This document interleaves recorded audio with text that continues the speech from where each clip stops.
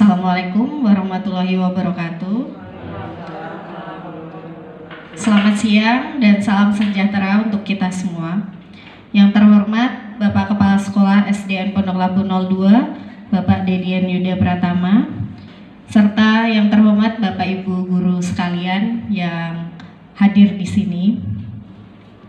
Alhamdulillah, puji dan syukur kita panjatkan kehadirat Tuhan Yang Maha Esa, karena berkat rahmat-Nya kita masih bisa berkumpul di tempat ini untuk menimba ilmu bersama-sama. Perkenalkan saya hari ini untuk membacakan susunan acara. Yang pertama pembukaan, yang kedua pembacaan doa dari Bapak Fandi, yang ketiga menyanyikan lagu Indonesia Raya yang akan dipimpin oleh Ibu Eka. Yang keempat, sambutan dari Bapak Kepala Sekolah SDN Pondok Labu 02, Bapak Dedian Yuda Pratama. Yang kelima, paparan praktik baik dari Bapak Ajis Prianto. Yang keenam, sesi tanya jawab, dan yang ketujuh, penutup. Marilah untuk mengawali kegiatan pada pagi hari ini, kita berdoa terlebih dahulu. Untuk itu kepada Bapak Fandi Arahji Gunawan, dipersilakan. Bismillahirrahmanirrahim. Assalamualaikum warahmatullahi wabarakatuh. Marilah Bapak Ibu kita awali kegiatan hari ini dengan berdoa. Untuk itu berdoa akan saya pimpin, berdoa dimulai. Ila hadiniya wa kulli niyatin sholihah wa ila hadratin Nabil Mustafa Rasulullah sallallahu alaihi wasallam. Al-Fatihah. A'udzu billahi minasyaitonir rajim. Bismillahirrahmanirrahim. Alhamdulillahirabbil alamin. Ar-Rahmanir Rahim, Maliki Yaumiddin. Iyyaka na'budu wa iyyaka nasta'in. Ihdinas siratal mustaqim, siratal ladzina an'amta 'alaihim ghairil maghdubi 'alaihim waladdallin. Amin. Astaghfirullahalazim, astaghfirullahalazim, astaghfirullahalazim. Allahumma inna nas'aluka salamatan fid dini wad dunya wal akhirah, wa afiatan fil jasad, wa ziyadatan fil ilmi, wa barakatan fil rizqi, wa taubatan qablal maut, wa rahmatan indal maut bi rahmatika ya arhamar rahimin. Rabbana atina fid dunya hasanah wa fil akhirati hasanah wa qina azabannar. Subhana rabbika rabbil izzati amma yasifun, wa salamun alal mursalin, walhamdulillahi rabbil alamin. Berdoa selesai. Wassalamualaikum warahmatullahi wabarakatuh. Terima kasih. Marilah kita menginjak acara yang ketiga. Kita berdiri bersama-sama. Kita akan menyanyikan lagu Indonesia Raya.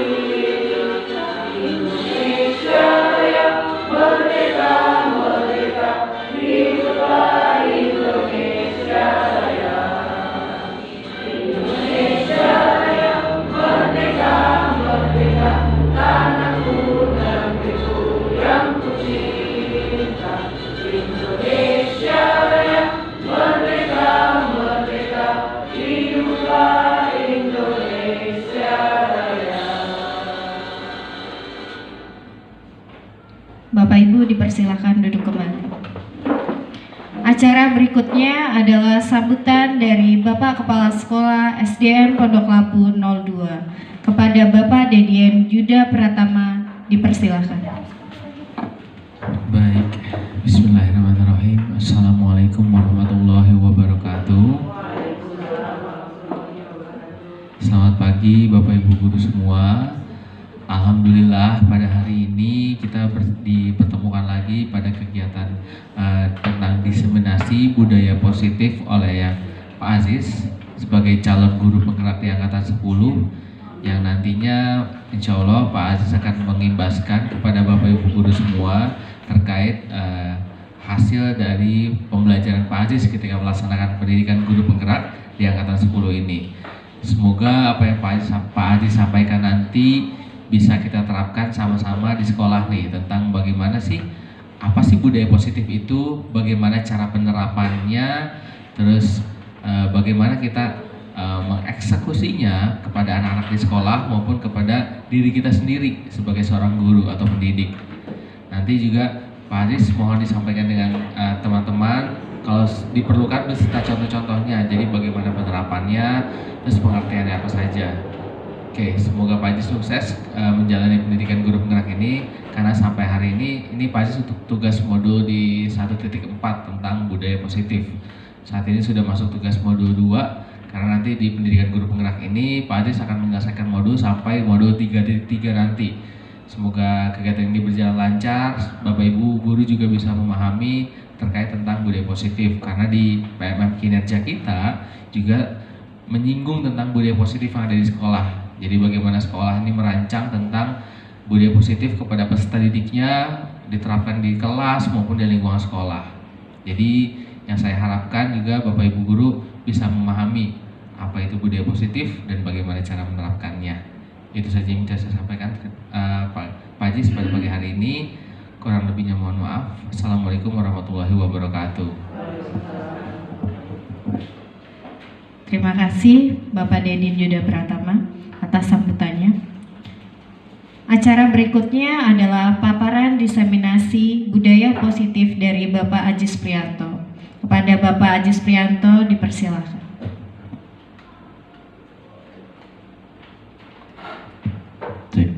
Bismillahirrahmanirrahim. Assalamualaikum warahmatullahi wabarakatuh. Selamat siang, salam sejahtera bagi kita semua. Yang terhormat Bapak Kepala Sekolah SDN Pondok Labu 02, Bapak Dedin Yuda Pratama SPD. Yang saya hormati Ibu Haja Nurjana SPD selaku Wakil Kepala Sekolah Bidang Kesiswaan. Ibu Ken Hayati Dwi Rahmini SPD, Wakil Kepala Sekolah Bidang Akademik. Bapak Ibu Guru dan Tendik SDN Pondok Labu 02 yang saya hormati dan saya banggakan. Sebelum saya memulai paparan, akan saya lemparkan pantun dulu Bapak dan Ibu semua. Kalau nanti ini saya dibilang cakep ya Bu ya? Ya dibilang cakep sayanya atau pantunnya nih Bu? Dua-duanya. Oke. Jalan-jalan ke Tugu Pahlawan, tidak lupa membawa topi. Salam hormat saya ucapkan sebagai pembuka paparan pagi hari ini. Terima kasih atas kesediaan dan keluangan waktunya kepada Bapak Ibu semua pada pagi hari ini. Di tengah-tengah kesibukan Bapak dan Ibu semua, mohon maaf banget ini dengan undangan dari saya. Terima kasih saya ucapkan yang pertama. Yang kedua mohon maaf karena di tengah-tengah kesibukan Bapak dan Ibu semua ini, minggu ini tentu minggu padat setelah kita berkutat dengan asesmen akhir semester, kemudian kita juga kemarin ada kegiatan yang lain, selebrasi P5, pelepasan kelas 6, dan kegiatan raker. Nah, di minggu ini saya minta waktunya sebentar, kurang lebih 60 menit ke depan untuk saya mempraktekkan kegiatan diseminasi atau pengimbasan dari kegiatan program guru penggerak angkatan 10. Yang pertama, kita panjatkan puji syukur kepada Allah Subhanahu wa taala, Tuhan yang Maha Esa, yang mana pagi pagi hari ini cuaca cerah, kita dapat melaksanakan aktivitas keseharian kita dalam kondisi yang bugar, sehat ya. Mudah-mudahan Bapak dan Ibu semua senantiasa dalam kesehatan dan diberikan keberkahan dalam menjalani semua aktivitas di kedinasan. Yang kedua, salawat serta salam semoga senantiasa tercurah kepada junjungan kita Nabi Agung Muhammad Sallallahu Alaihi Wasallam, kepada keluarganya, para sahabatnya, dan tentu kita selaku umatnya.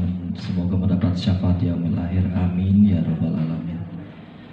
Bapak dan Ibu yang saya hormati dan saya banggakan, pada kesempatan pagi hari ini saya akan memberikan diseminasi terkait dengan penerapan budaya positif. Seperti yang tadi disampaikan oleh Bapak Kepala Sekolah bahwa kegiatan diseminasi ini merupakan pengimbasan dari materi-materi yang diberikan oleh calon guru penggerak melalui program Kementerian Pendidikan dan Kebudayaan. Yang pertama ada budaya positif. Izin saya bergeser ya Bu. Ya, budaya positif merupakan perwujudan dari nilai-nilai atau keyakinan universal yang diterapkan di sekolah. Nah, ini merupakan budaya yang akan kita terapkan mulai penerapan diseminasi yang dimasukkan pada kegiatan modul belajar 1.4 program guru penggerak. Disiplin atau budaya positif diyakini mampu menciptakan kolaborasi antar warga sekolah, orang tua murid, dan dapat terlaksana dengan baik serta akan memunculkan, mengembangkan nilai-nilai positif yang dimiliki murid dan menciptakan pribadi-pribadi berkualitas, berkarakter sesuai dengan profil pelajar Pancasila.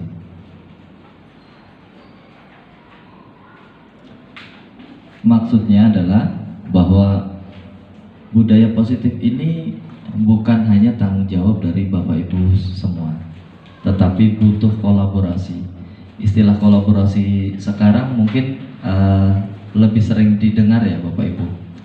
Kalau dulu mungkin kita lebih banyak mengenalnya gotong royong atau kerjasama, saling bantu. Nah, tetapi kalau dari istilah sekarang lebih istilah ini lebih digaungkan sebagai istilah kolaborasi, yaitu adanya kerjasama satu pihak dengan pihak lainnya dalam mensukseskan atau menjalankan kebijakan-kebijakan tertentu dalam meraih tujuan bersama.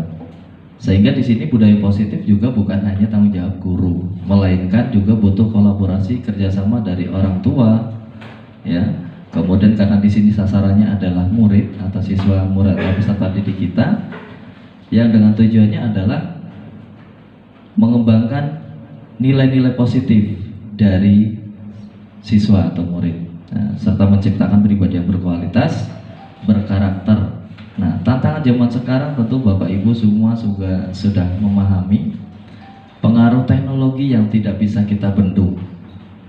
Zaman dulu kita yang namanya mau menelpon orang pun kita harus ke wartel ya, warung telepon zaman dulu. Kalau kita yang belum tidak punya telepon rumah, di sana kita harus bayar. Kalaupun tidak, kita juga bisa menggunakan telepon umum yang menggunakan koin. Ini mungkin Bapak Ibu juga pernah mengalami ya, Bu Ratna, Bu Anin ya, termasuk saya juga dulu di era tahun 2000-an juga mengalami hal serupa. Bahkan di tahun 2000-an ketika ada barunya alat teknologi yang lain, baik HP dulu pun sama, kita satu kartu perdana atau pulsa aja masih ratusan ribu ya Bu. Kalau sekarang dijual murah karena pengaruh perkembangan teknologi. Nah, ini yang tidak bisa kita bendung.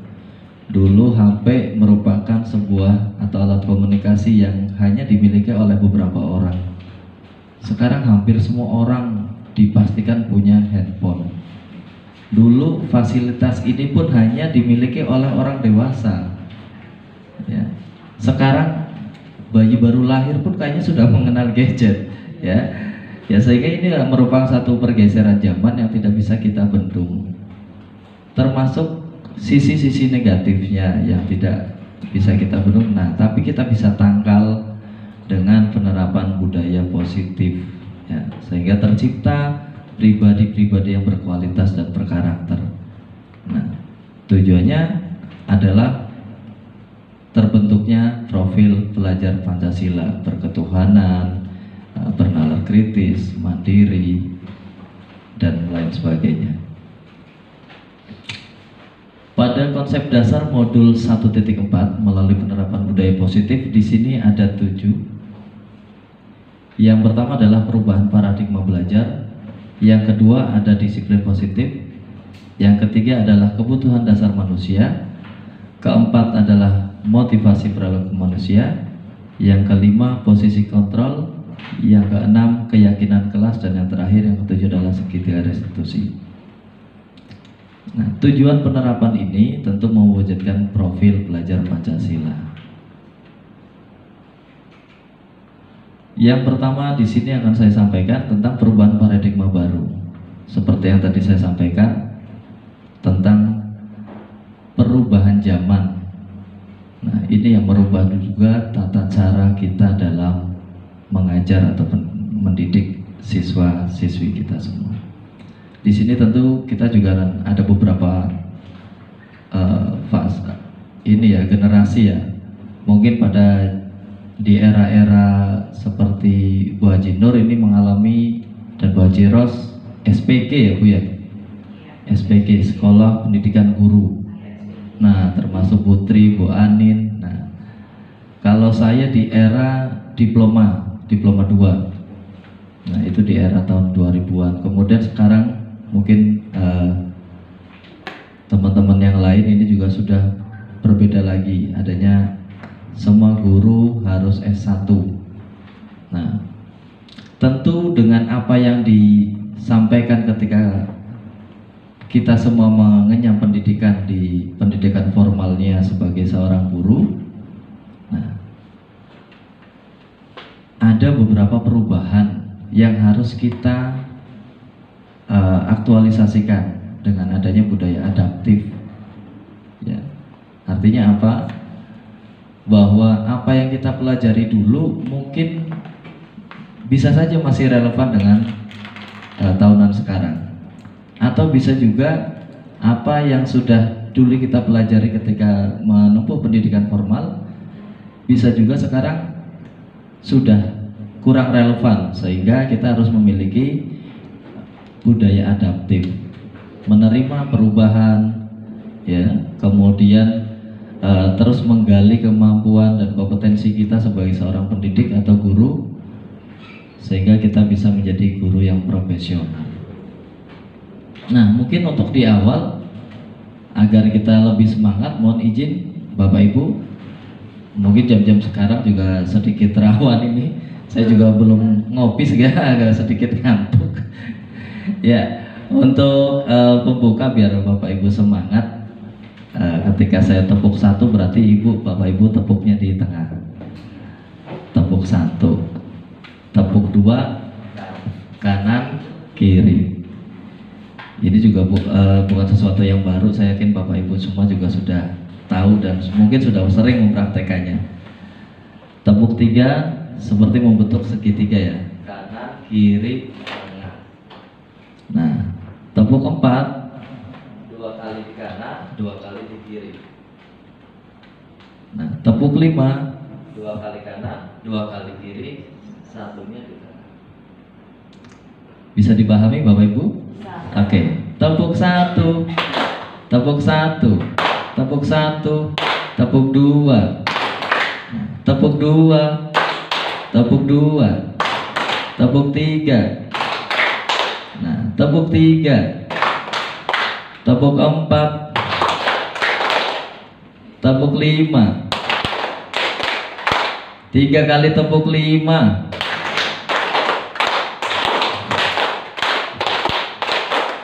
Nah, baik, terima kasih Bapak. Ya, iya, jadi itu bentuk nada kan Bu ya, jadi ada nadanya. Ya, ya, saya lanjutkan.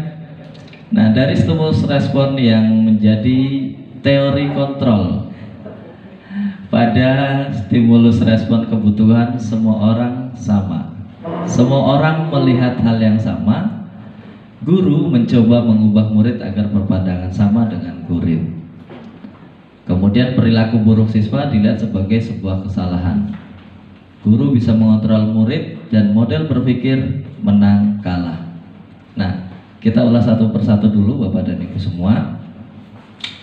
Yang pertama tentu kita sama-sama sebagai makhluk hidup, ya, makhluk sosial, menginginkan hal yang sama, dihargai orang lain, ya. Kemudian kita juga bisa bersosialisasi, diterima di lingkungannya, dan kita juga ingin merasakan dikasihi, disayangi, sama seperti halnya dengan yang lainnya. Saya ambil contoh kecil saja, mungkin dalam sebuah keluarga, ketika saya punya anak dua, ketika saya tidak bisa memberikan rasa adil dan rasa nyaman kepada dua anak ini, tentu akan menimbulkan satu kecemburuan.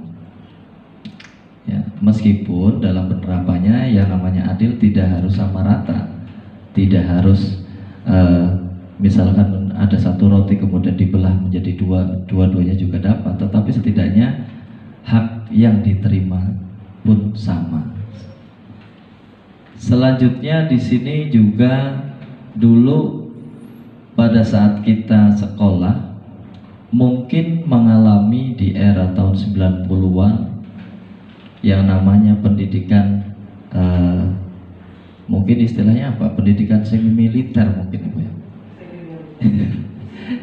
Karena dulu karena saya ngalamin tahun 90-an itu ketika saya belajar tidak bisa mengerjakan sesuai yang diinginkan sama seorang guru, ya udah apa yang dia pegang oleh gurunya itu yang dikenain ke muridnya. Bisa dari penghapusnya, bisa jadi penggarisnya, ya. Nah, kemudian hukuman fisik yang dulu sering dilakukan juga saya pernah ngalamin. Ya karena dulu pernah ngalamin bandel, jadi mungkin ya setidaknya dari pengalaman-pengalaman itu saya punya gambaran lah ketika sekarang menjadi seorang guru, psikologisnya anak bandel itu seperti apa. Kemudian saya juga pengen ketika anak tersebut juga mungkin merasakan apa yang saya rasakan dulu ketika saya berlaku demikian. Kemudian apa yang saya inginkan ketika menjadi seorang murid, ya, disayang, dikasihi, kemudian diberikan perhatian. Nah, tetapi ketika zaman dulu mungkin kita mengalami hal yang berbeda. Tetapi dulu tentu ada plus minusnya. Meskipun dulu terjadi hal-hal yang mungkin sekarang tidak relevan, tidak bisa diterima, tetapi hasilnya kita lihat sendiri. Bapak Ibu semua ini kan juga produk-produk lama nih, produk lama dari sebuah pendidikan. Alhamdulillahnya kita bisa menjadi pribadi yang kuat, mandiri, dan tentunya justru bisa memberikan pengaruh yang baik kepada siswa-siswi kita semua saat ini. Nah, yang kedua tentang disiplin positif. Nah, makna disiplin cenderung diartikan sesuatu yang dilakukan seseorang pada orang lain untuk mendapatkan kepatuhan. Di setiap sekolah memiliki tata tertib atau peraturan, atau bahkan kalau saat ini penerapan aturan itu harus menyesuaikan dengan kebutuhan zamannya. Tentu di sini juga kita perlukan adanya kesepakatan kelas, adanya kesepahaman dari orang tua. Kepatuhan ini tentu tidak lain tujuannya adalah membentuk karakter siswa. Bahkan ada pertanyaan, kenapa kita harus mengikuti aturan? Contoh, di sekolah kita siswa laki-laki rambutnya harus paling tidak 3 cm. Boleh gondrong nggak Bu? Anak sekolah boleh gondrong nggak Bu? Nah, kira-kira kenapa nggak boleh ya Bu ya? Kenapa anak sekolah nggak boleh gondrong Bapak Ibu? Padahal itu kan nggak ngeganggu anak-anak ketika belajar.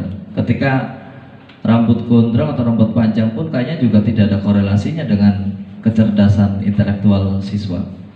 Kurang rapi. Kerapihan, menjadikan anak menjadi tertib dan disiplin.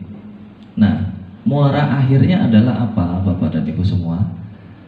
Ketika anak sudah terbiasa dengan mematuhi tata tertib, ya, diharapkan ketika anak ini sudah lulus dari sekolah sini pun akan terbawa ke lingkungan barunya. Satu contoh yang baru kemarin kita lepas di kelas 6. Kalau kelas 6 kemarin sudah dibentuk karakter dari SD Pondok Labu 02 dengan anak yang tertib, anak yang memahami peraturan, ketika lulus dari sini pun akan terbawa, entah dia diterima di SMP 37, SMP 86 ataupun sekolah swasta yang lainnya. Pun demikian ketika dia kembali ke lingkungan masyarakat, karena di lingkungan masyarakat juga ada tata tertib, ada peraturan, bahkan ada norma-norma yang harus dia ikuti. Nah, kecenderungan tersebut harus diubah. Sebagai pendidik, kita harus menciptakan anak-anak yang memiliki disiplin diri yang berasal dari dalam diri anak sendiri.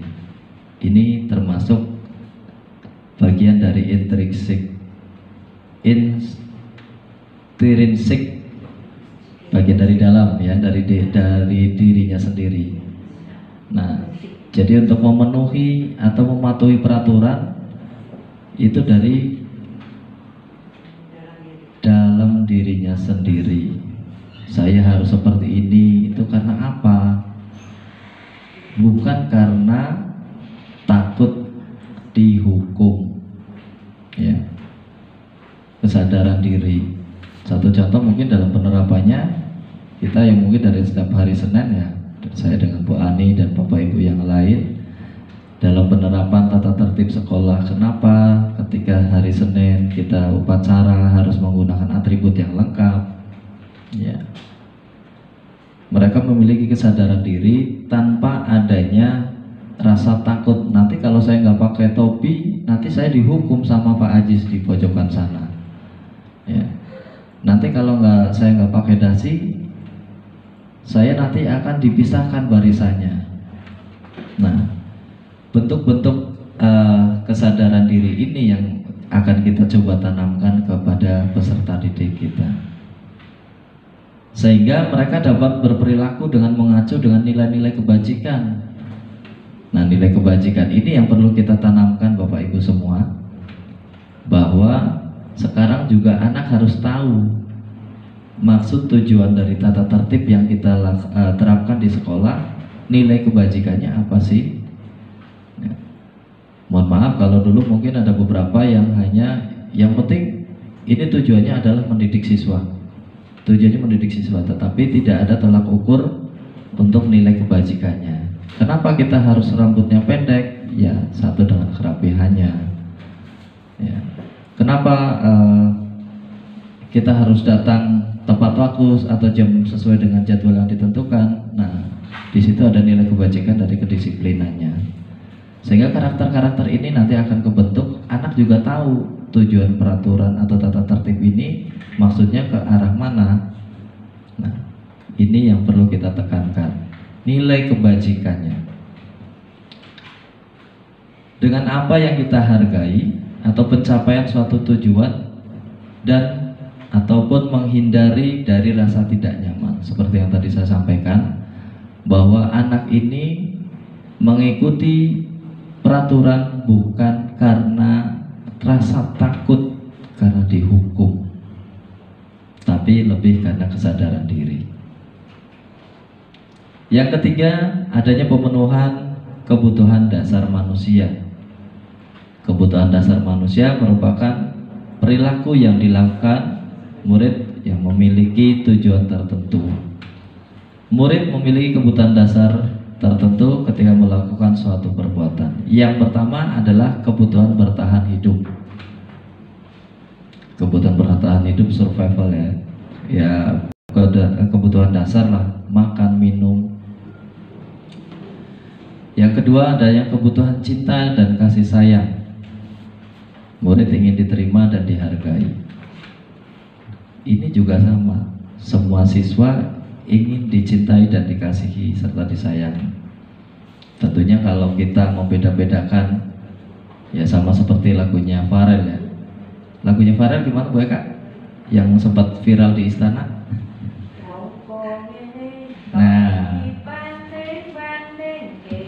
Nah, kalau kita dibanding-bandingin gimana rasanya Bu Eka? Nah, tentu ada rasa ketidaknyamanan.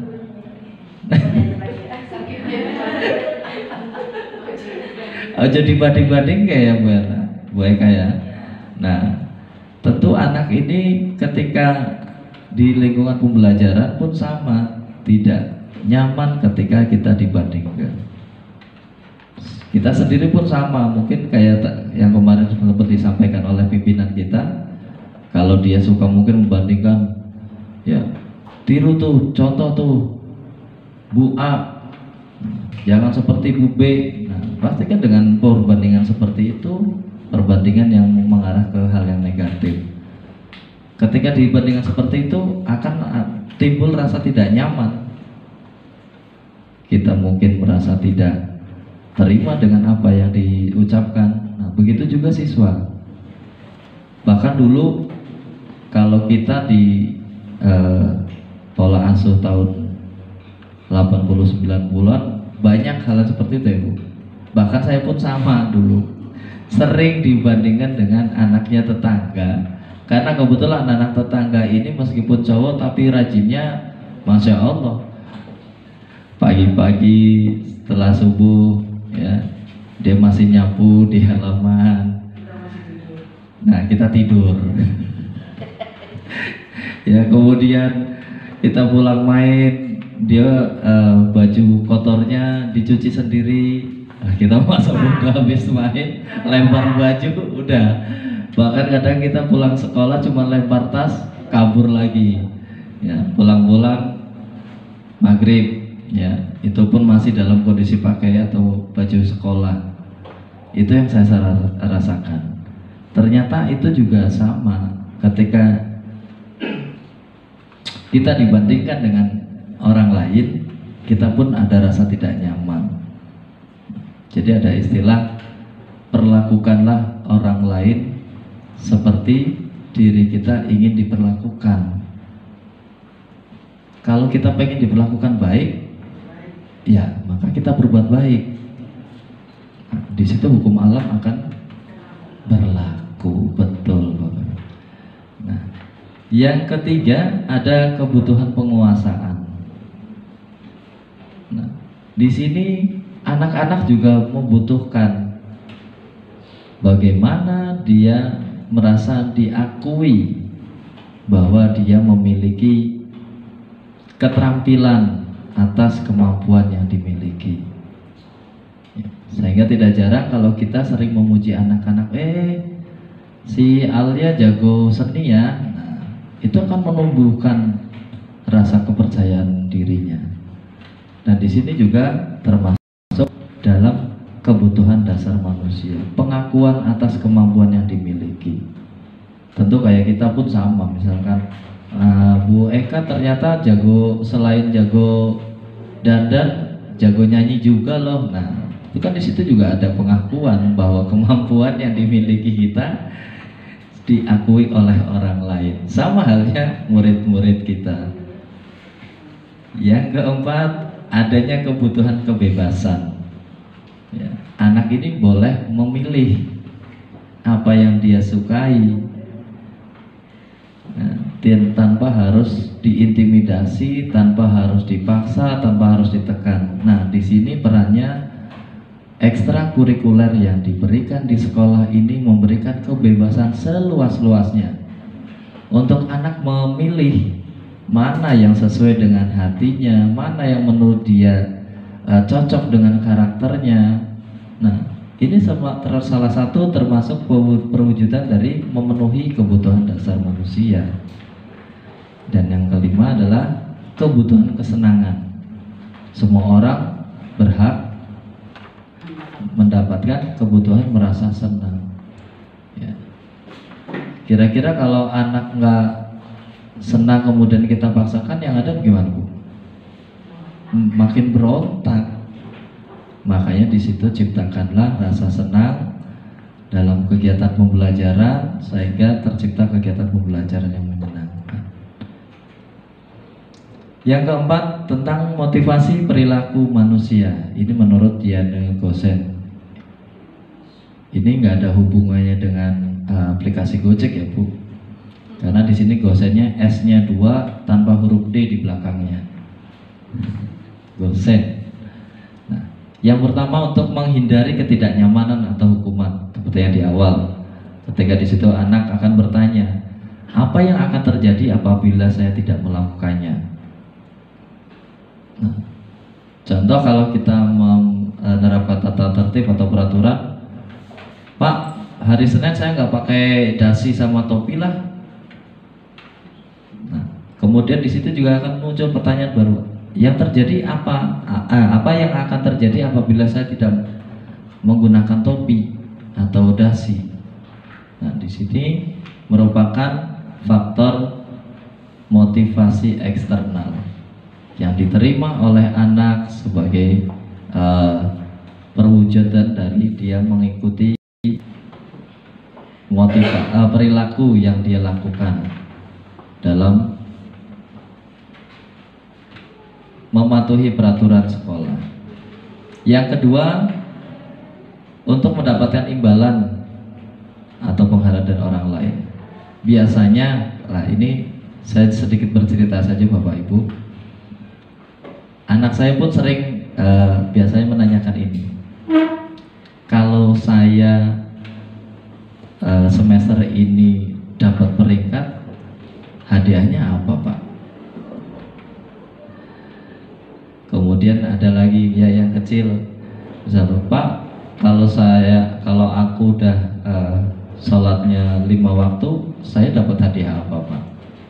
Nah, ini biasanya mereka memiliki motivasi.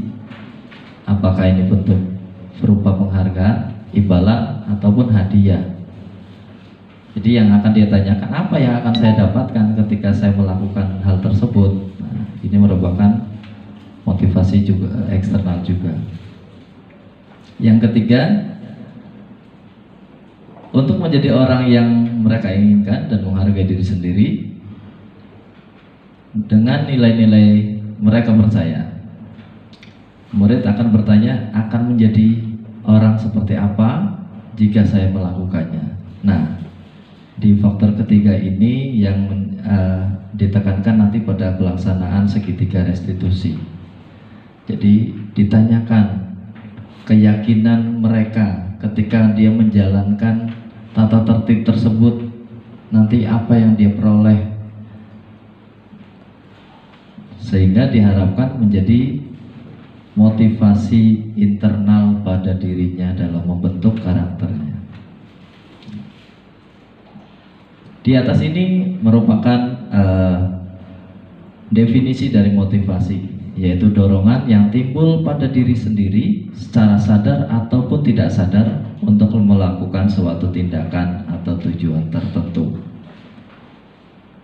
Yang pertama ada motivasi eksternal, yaitu contohnya murid melakukan kedisiplinan dikarenakan rasa takut, menghindar dari hukuman, atau pengharapan akan mendapatkan penghargaan. Yang kedua ada motivasi internal. Murid melakukan kedisiplinan karena sadar akan nilai-nilai kebajikan dalam dirinya, sehingga murid dapat menghargai nilai kebajikan diri sendiri. Nanti yang akan yang menjadi fokus pada kegiatan segitiga restitusi dan penerapan budaya positif adalah pada motivasi internal. Kalau selama ini mungkin masih di tahap ini, dia menjalani mengikuti peraturan atau tata tertib karena rasa takut. takut dimarahin sama Pak Ajis, atau dia juga menghindari hukuman ketika dia patuh dengan peraturan. Tujuan atau niatnya dia, motivasinya dia adalah agar tidak mendapatkan hukuman. Ya, entah disuruh keliling lari keliling lapangan, push up sampai 10 kali ataupun yang lainnya. Nah, tetapi alhamdulillah kan di SDN Pondok Labu 02 ya, penerapan hukuman-hukuman yang bersifat fisik sudah tidak ada lagi. Alhamdulillah semua penerapan itu sudah kita aktualisasikan sehingga tidak ada lagi penerapan hukuman berupa hukuman fisik. Konsep disiplin dengan pendekatan restitusi ini merupakan sebuah cara dalam menanamkan disiplin pada murid. Apa itu restitusi? Restitusi adalah proses menciptakan kondisi bagi murid untuk memperbaiki kesalahan mereka sehingga mereka bisa kembali kepada kelompok mereka dengan karakter yang lebih kuat. Maksudnya apa? Restitusi ini merupakan satu langkah yang dilakukan oleh seorang guru dalam menyelesaikan permasalahan murid, sehingga di situ tercipta karakter yang lebih kuat dan bisa diterima kembali ke kelompoknya atau dalam kelasnya. Nah, ciri-ciri restitusi yang pertama adalah menguatkan dan fokus pada solusi fokus. Maksudnya bahwa restitusi di sini bukan tindakan menghakimi. Restitusi di sini berfokus pada permasalahannya. Yang kedua, berfokus pada karakter bukan pada tindakannya. Yang akan kita tuju adalah penguatan karakter, bukan dari apa yang nanti akan kita lakukan. Dan yang ketiga, ini bukan menembus kesalahan, tapi belajar dari kesalahan. Ini mungkin kita sering mengalami Bu Ani ya, anak-anak main bola tahu-tahu bolanya ketendang, pling, kena kaca. Dan mohon maaf waktu itu sempat kena Bu Haji Ros ya Bu Haji ya. Nah, pada saat itu sebetulnya refleks saya ya sebagai manusia biasa ya, kita punya perasaan dan lain halnya. Ya kadang kita juga ya marah, apalagi di situ ada, mohon maaf, ada korban ya yang dirugikan ataupun karena kejadian tersebut kemudian ada yang merasa sakit dari pecahan kaca tersebut. Nah, ternyata tindakan saya juga di sini dianggap salah, Mani. Ya. Kemudian di sini juga dijelaskan bukan menebus kesalahan. Nah, kesalahan di sini adalah memecahkan kaca. Berarti apakah anak tersebut harus mengganti kacanya?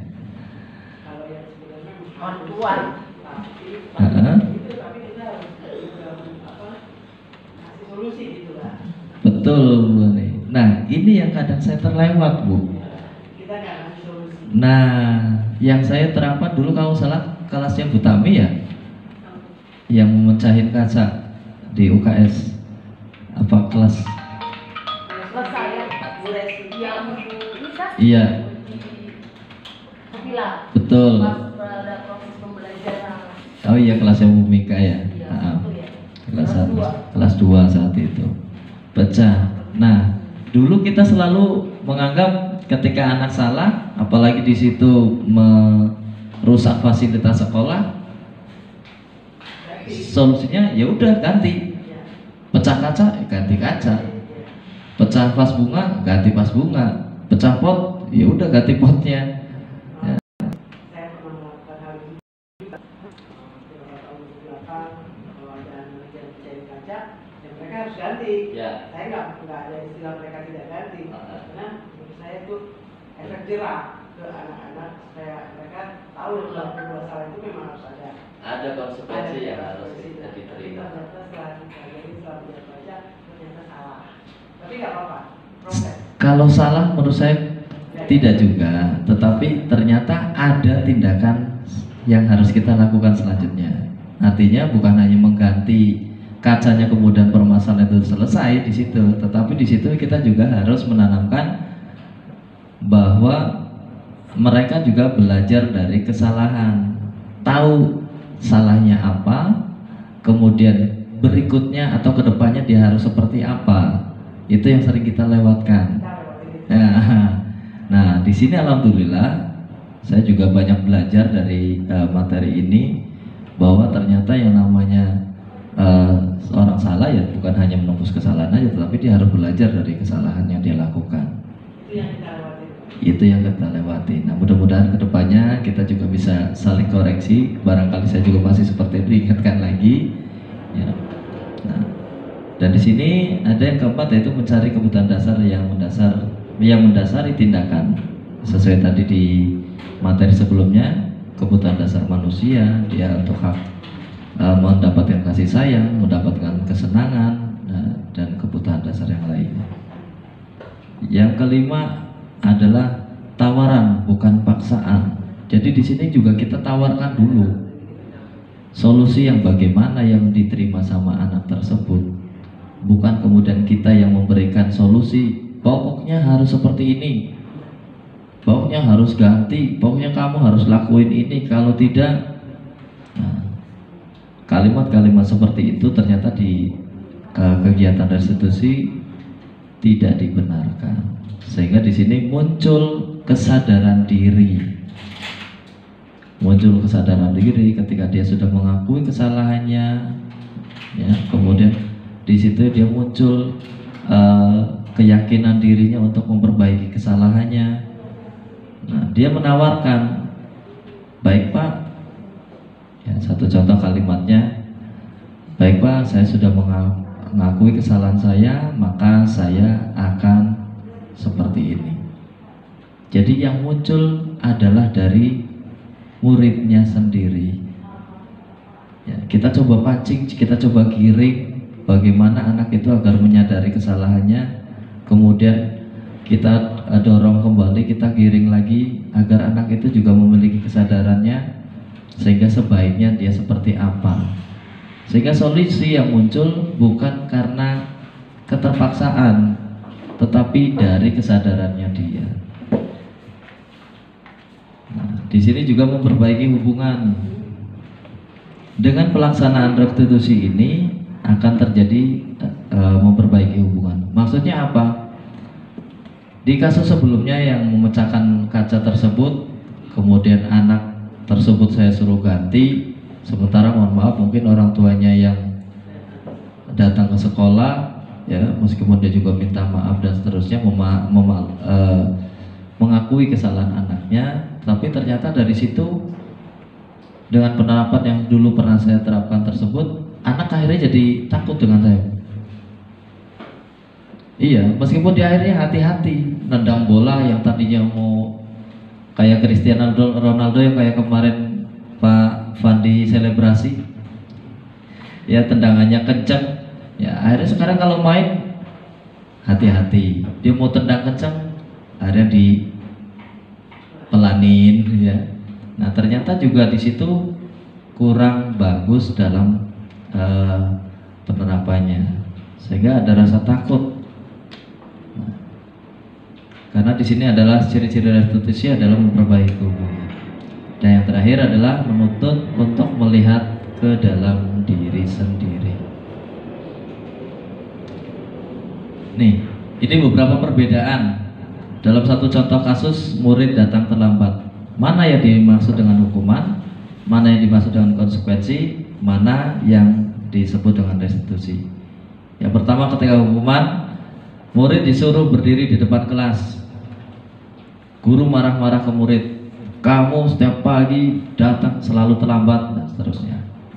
Ya. Murid disuruh menulis, saya tidak akan terlambat lagi sebanyak 100 kali. Ini juga salah satu masuk dalam kategori hukuman.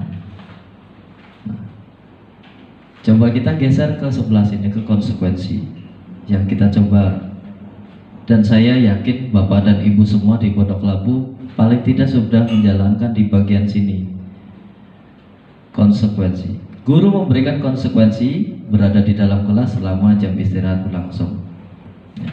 Jadi ketika anak itu terlambat, kita misalkan masuk 6.30, ternyata dia jam 6.45 baru datang ke sekolah. Dengan alasan yang berbagai hal, ya Bapak dan Ibu juga harus menggali alasan tersebut. Jangan kemudian langsung menghakimi. Keterlambatan 15 menit ini, kalau sesuai dengan konsep konsekuensi, ini akan Bapak Ibu berikan ketika dia jam istirahat. Nah, tadi kamu terlambat 15 menit. Berarti konsekuensinya adalah waktu jam istirahat kamu akan dikurangi sebanyak menit yang kamu terlambat tersebut. Waktu istirahat 30 menit, ya udah berarti kamu waktu istirahatnya hanya 15 menit. Karena untuk menggantikan waktu keterlambatan sebelumnya. Yang kedua, guru tegas dan murid menghormati peraturan. Di bagian ketiga, di bagian institusi di sini, guru menanya keyakinan kelas yang telah disepakati dan guru membantu menyelesaikan masalah. Nah, untuk bagian restitusi di sini adanya komunikasi yang dibangun antara murid dengan guru. Adanya komunikasi yang dibangun antara guru dengan murid. Tanyakan dulu kesepakatan kelasnya, bagaimana komitmen yang ada di sana. Ya. Kemudian di situ tujuannya adalah terbentuknya karakter yang kuat. Yang kedua, murid terbuka dan menghormati dirinya dan orang lain. Murid mampu menyampaikan pendapatnya serta menghargai perbedaan dengan siswa yang lainnya. Nah, di sini yang kelima ada posisi peran kontrol guru. Yang pertama sebagai penghukum, yang kedua sebagai pembuat rasa bersalah, yang ketiga sebagai teman, yang keempat sebagai pemantau, dan yang terakhir sebagai manajer. Minggu lalu sudah kita pelajari dan ini sudah disampaikan sama Bu Fitri, ya, tentang 5 posisi kontrol guru. Ya. Nih, kita lewati saja Bapak Ibu. Nah, saatnya ice breaking.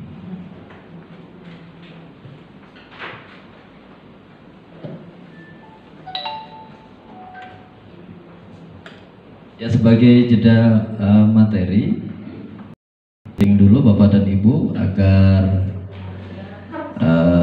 tidak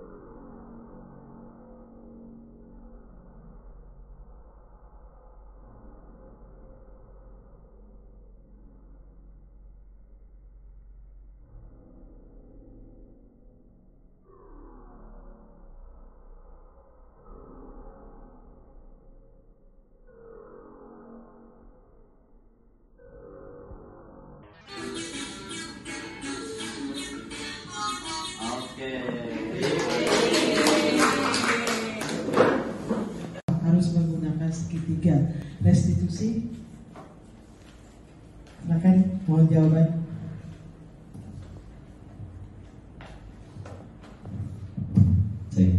Baik, terima kasih Bu Ani atas pertanyaannya berkaitan dengan penerapan segitiga restitusi ya Bu.